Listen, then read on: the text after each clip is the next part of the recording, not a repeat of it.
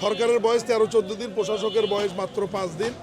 আমরা সব পরিদর্শন করছি যে কোথায় কি প্রয়োজন, এই জিনিসটা আগে আইডেন্টিফাই করতে হবে যে আমাদের নিডটা কি, প্রয়োজনটা কি। ডিজিটাল ফ্যামিলি কার্ড পাওয়ার ব্যাপারে আমি এলাকার মানুষকে আপনাদের মাধ্যমে অনুরোধ করব, তারা যেন কোনো দালাল টাউট বাটপারের খপ্পরে পড়ে কাউকে কোনো ঘুষ বা পয়সা না দেয়। আন্তরিকভাবে কাজ করলে কোনো চ্যালেঞ্জই না। চ্যালেঞ্জের কি আছে? মানুষের জন্য কাজ করার জন্য কোনো চ্যালেঞ্জ না। আমরা চেষ্টা করছি, সরকারের বয়স 13-14 দিন, প্রশাসকের বয়স মাত্র 5 দিন। আমরা সব পরিদর্শন করছি যে কোথায় কি প্রয়োজন, এই জিনিসটা আগে আইডেন্টিফাই করতে হবে যে আমাদের নিডটা কি, প্রয়োজনটা কি।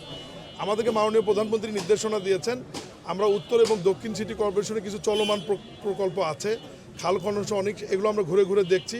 কিছু কাজ 17% 25% হয়েছে, আদৌ সেগুলো হয়েছে কি না এগুলো দেখব। বাকি যেগুলো আছে সেগুলো কিভাবে হবে, এই যে খালের যে ময়লা আবর্জনা এগুলো অপসারণ সহ বিভিন্ন বিষয়গুলো আমরা পরিদর্শন করছি। রাস্তাঘাট, লাইট, তারপরে মশক নিধন, সব বিষয়ে আমরা কর্মকর্তাদেরকে আমরা পরামর্শ দিব, অনুরোধ করব, নির্দেশনা দেব, যাতে তারা দ্রুত জনগণের ভোগান্তি কমানোর জন্য যে কাজগুলো করার প্রয়োজন সেগুলো করবে। এর বাইরে এই বস্তিতে, এই এলাকাতে আমাদের বিএনপি সরকারের যে গুরুত্বপূর্ণ যে কর্মসূচি ফ্যামিলি কার্ড, সেটা জরিপ কাজ চলছে, সেটাও আমরা পরিদর্শন করলাম।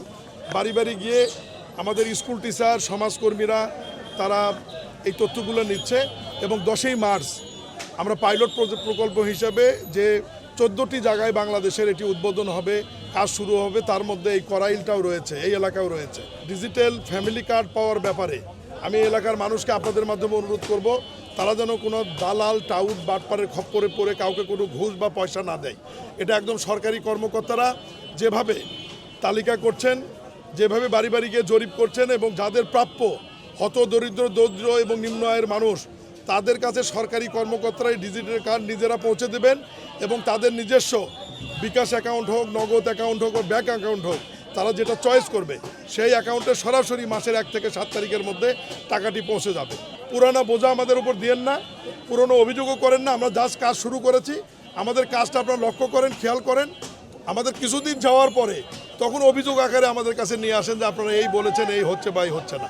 আমাদেরকে একটু সময় দেন। আর এই অর্থ বছরে তো আমাদের বাজেটের একটু প্রবলেম রয়েছে, এই কারণে পরের অর্থ বছরে গিয়ে একটা বড় আকারে আমাদের যে টার্গেট আছে সেই টার্গেটে আমরা পৌঁছে যাব। পুরো টিম নিয়ে মাননীয় প্রধানমন্ত্রী আমাদের নির্দেশনা দিয়েছেন যে ঘুরে দেখার জন্য। APS2 এতক্ষণ যে কথাটা বললো, আসলে আমরা ওই টার্গেট নিয়ে আগাচ্ছি যে এই এলাকাগুলোতে সাততলা বস্তি এখানে এবং ভাসানটেক, তাদের একটু পরিবেশ বান্ধব এবং একদম নিম্নমানের নাগরিক হলেও যাতে সুস্থভাবে ভালোভাবে তারা বেঁচে থাকার, চলার, খাওয়ার একটা ব্যবস্থা যাতে হয়, নিরাপদ ব্যবস্থা, সেটা কিভাবে করা যায় এটা নিয়ে আমরা কাজ করি।